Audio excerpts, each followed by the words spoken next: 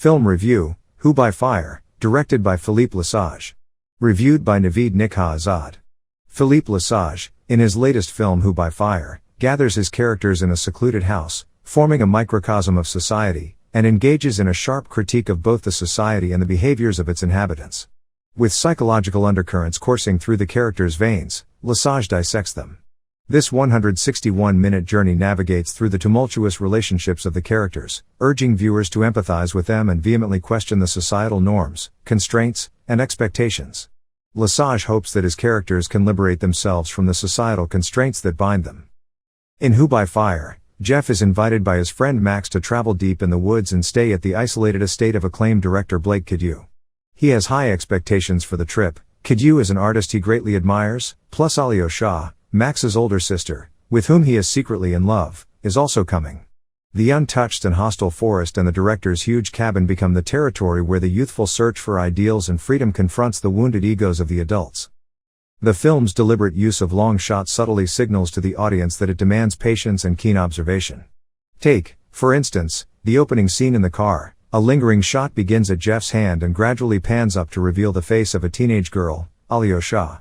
This careful composition not only captures Jeff's longing for Alio Shah but also sets the tone for the film's meticulous exploration of relationships and emotions.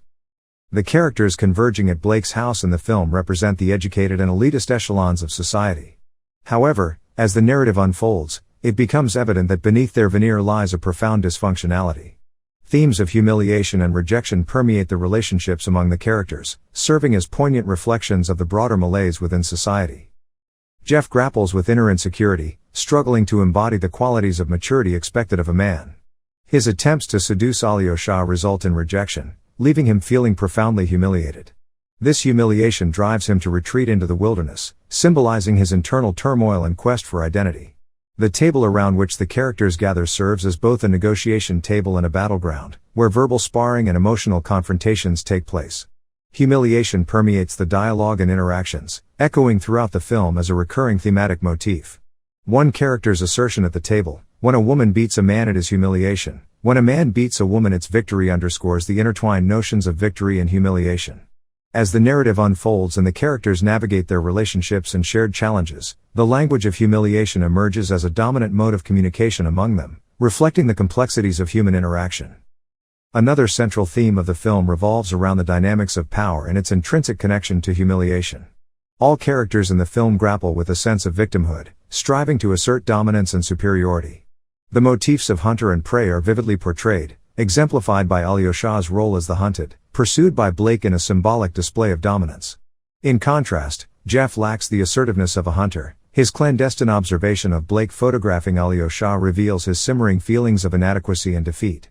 The discovery of a naked photo of Alio Shah prompts Jeff to engage in an act of self-gratification, symbolizing his yearning for something unattainable and his deep-seated feelings of inadequacy. In Philippe Lesage's film, the spotlight shines brightly on the younger generation, particularly Alio Shah and Jeff, who emerge as the central figures in the narrative. Examining the power dynamics in the film, one can't overlook the intergenerational clash between parents and their offspring. The older generation wields the weapon of humiliation in their interactions, setting a challenging precedent for the younger generation to navigate. However, Alio Shah refuses to conform to this language of humiliation.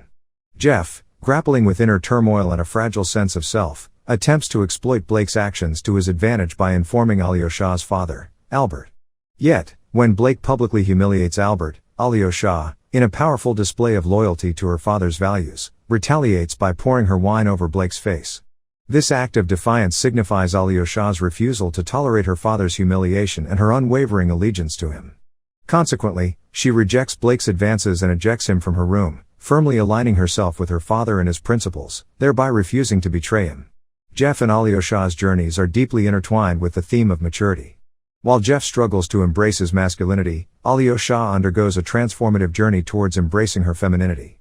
In pivotal moments like Eddie's drowning and Alio Shah's haunting nightmare, we witness Alio Shah's attempts to confront mortality and rescue Jeff from the figurative flames of humiliation.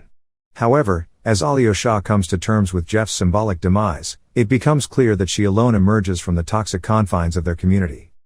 The film's final scene, with Alio Shah reading Emily Dickinson's "They Shut Me Up" in prose, encapsulates this sense of individual liberation amidst societal oppression. Dickinson's poem serves as a poignant reflection on societal constraints, likening them to a suffocating prison. Similarly, the film's conclusion implies a coercive imposition of societal norms, suggesting a discordance with the characters' journeys.